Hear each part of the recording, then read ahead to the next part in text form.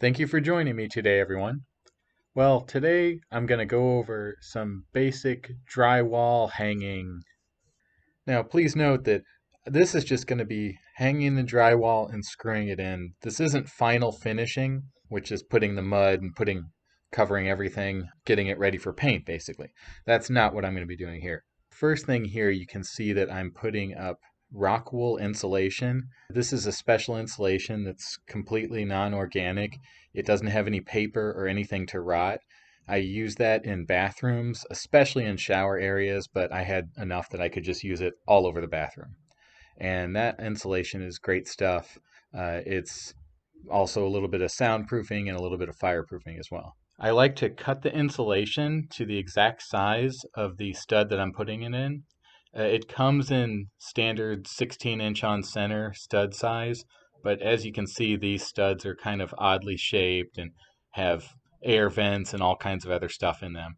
So I just kind of use a bread knife, like a serrated knife, to cut them specifically to the size they need to be.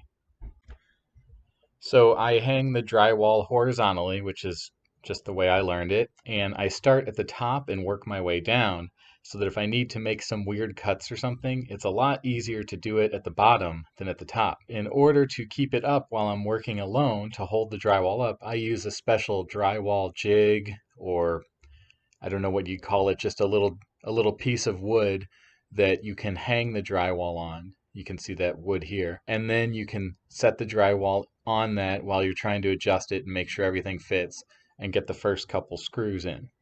Drywall hangs pretty well once you've got, I'd say, 2 or 3 screws in.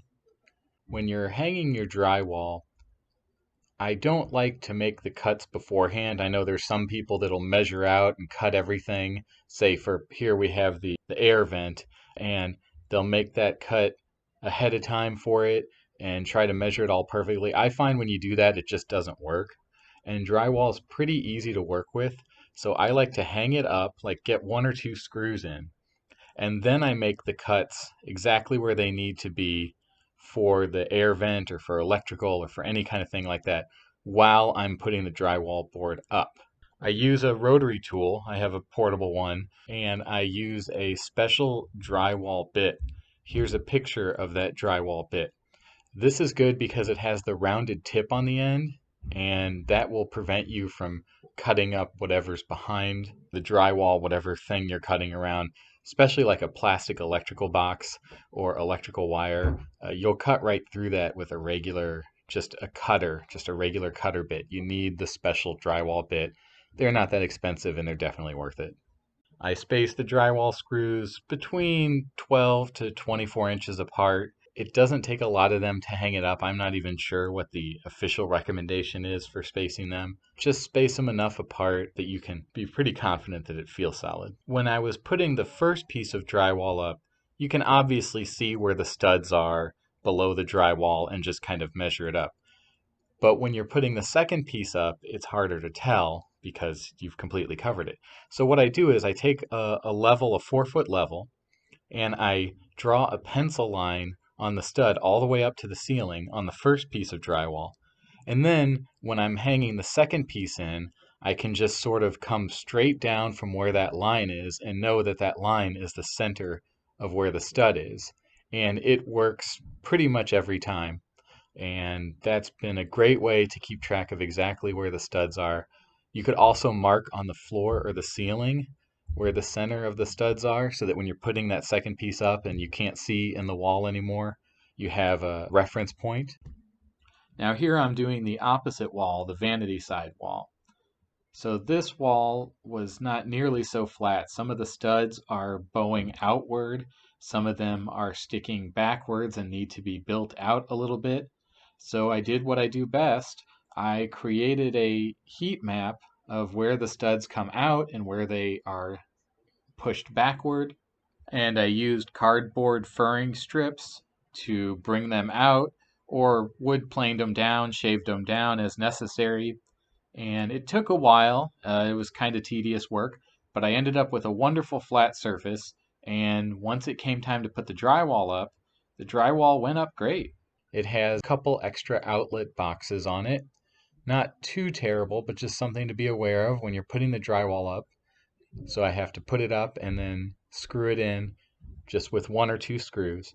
Then I take that drywall bit again in the rotary tool and I make those cuts around the light box there. I once again screw in my little drywall jig to hold it up. I also kind of used my head to hold this one up and got it all screwed in, and the top part's done.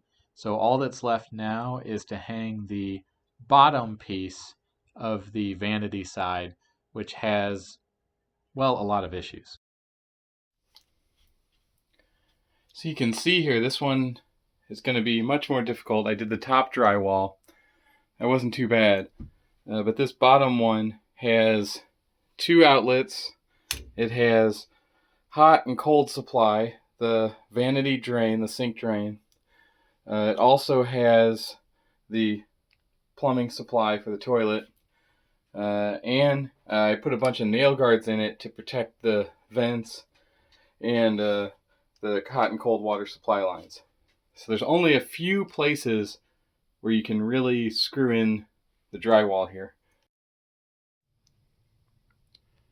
So what I did here was I marked out along each stud where the nail guards were, where I couldn't drill, and where I could drill.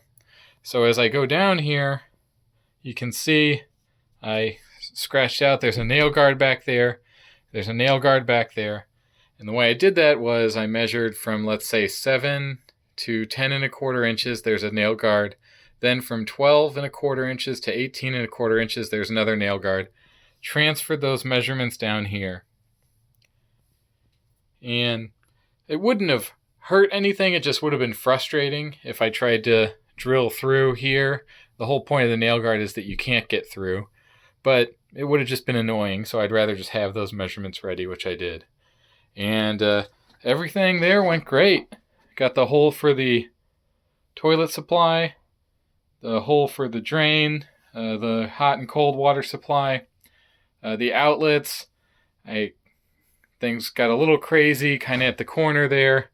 That's no big deal. I'll patch that up with hot mud. So that's just about everything. All the walls. And the next step is doing the shower walls. You can see here. And there's the Curdy board. So that's what'll come up next. Thanks for watching, everyone. Hope you enjoyed it.